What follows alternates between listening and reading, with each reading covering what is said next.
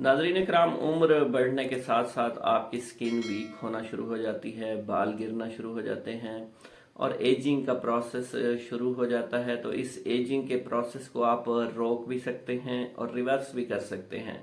बस कुछ टिप्स पर अमल करना होगा। सबसे पहले तो आपने लेमन जूस और हनी को मिक्स करके अपने फेस के ऊपर अप्लाई कर देना है। इसका लेप आप अप्लाई करते रहें। 10 से 15 दिनों में आप देखेंगे कि चेहरे की झुर्रियाँ ख़त्म हो गई हैं, चेहरे पर कोई निशानात हैं वो ख़त्म हो गए हैं। और आप इसको बालों के ऊपर भी अप्लाई कर सकते हैं। बाल झड़ना बंद हो जाएंगे, गिरना बंद हो जाएंगे, बाल जो है वो कमज़ोर नहीं रहेंगे, बालों की जड़ें मजबूत होंगी। तो आप जो है देखेंगे कि चूँकि लेमन जूस के अंदर जो है विटामिन सी मौजूद है, ये नेचुरल इम्यूनिटी को बूस्ट कर देता है। और हनी जो है वो बहुत अच्छा जो है वो एक्सपेक्टोरेंट भी है। और इसके अलावा हनी के अंदर बहुत से इमोलियंट भी मौजूद होते हैं जो कि स्किन को सॉफ्ट रखते हैं। इसके अलावा आप जो है मिल्क और हनी का इस्तेमाल भी कर सकते हैं।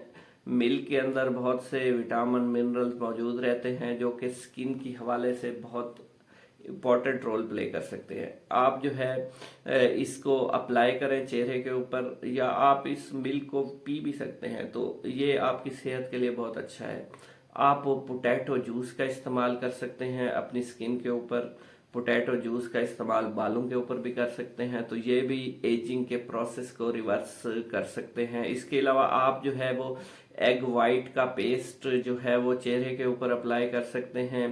एग वाइट के पेस्ट के अंदर प्रोटीन्स मौजूद होती हैं, मिनरल्स और विटामिन्स मौजूद रहते हैं। इसको आप 15 मिनट तक अप्लाई करके रखें और उसके बाद आप वॉश कर लें। 8-10 दिनों में ही आपको वाज़े फ़र्क जो है वो महसूस होना शुरू हो जाएगा। इसके अलावा आप जो है वो बादामों का तेल इस्तेमाल कर सकते हैं। बादाम के तेल के अंदर जो है वो बहुत से कैटीचिन्स मौजूद होते हैं, एंटीऑक्सीडेंट्स मौजूद होते हैं, पॉलीफिनोल्स मौजूद होते हैं और मिनरल्स और विटामिन्स भी मौजूद होते हैं। इसके अंदर ऑयल भी अच्छी खासी मिकदार में मौजूद रहता है। तो बादाम का तेल जो है आप चेहरे के ऊपर, बालों के ऊपर अप्लाई कर सकते हैं। आप कुछ ही दिनों में देखेंगे कि आपके जो स्किन है वो वाइट होना शुरू हो जाएगी, स्किन ग्लो करना शुरू कर देगी और आपकी रिंकल्स ख़त्म होना शुरू हो जाएंगी। तो आप बादामों का तेल जो है बग़ैर किसी परेशानी के अप्लाई कर सकते हैं। इसके अलावा आप ऑरेंज पील का इस्तेमाल कर सकते हैं। माल्टे खाकर आप जो है उसके छिलके फेंक देते हैं, तो आप उसकी पील का पाउडर बना लें और पाउडर का पेस्ट आप फेस के ऊपर अप्लाई करें, बालों के ऊपर अप्लाई करें।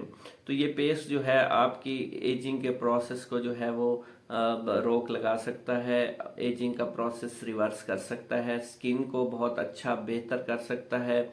इसके अंदर नेचुरल विटामिन सी मौजूद रहते हैं, तो ये आपकी स्किन को डैमेज होने से बचाएगा, रिंकल्स को ख़त्म करेगा, स्किन के निशानात को ख़त्म करेगा और पुराने से पुराने स्कार्स को ख़त्म कर देगा, छाइयों को ख़त्म करेगा और स्किन को न्यूट्रिशन प्रोवाइड करेगा।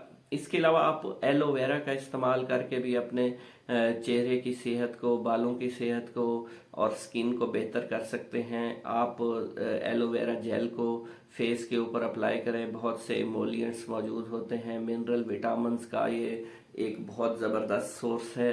तो आप जो है एलोवेरा को इस्तेमाल कर सकते हैं। इसके अलावा नाजरीन कराम, प्रोबायोटिक्स को भी आप इस्तेमाल कर सकते हैं, जिसमें दही इस सरे फहरिस्त है। ये इसके अंदर एंटीसेप्टिक प्रॉपर्टीज़ मौजूद हैं, एंटीबैक्टीरियल प्रॉपर्टीज़ मौजूद हैं और ये बैक्टीरियाज जो अच्छे वाले बैक्टीरियाज हैं उनको लाइव रख सकता है। इसके अलावा आप हल्दी का इस्तेमाल कर सकते हैं। हल्दी को दूध के अंदर मिक्स करके आप अप्लाई कर सकते हैं, हल्दी को पानी के अंदर मिक्स करके फेस के ऊपर अप्लाई कर सकते हैं।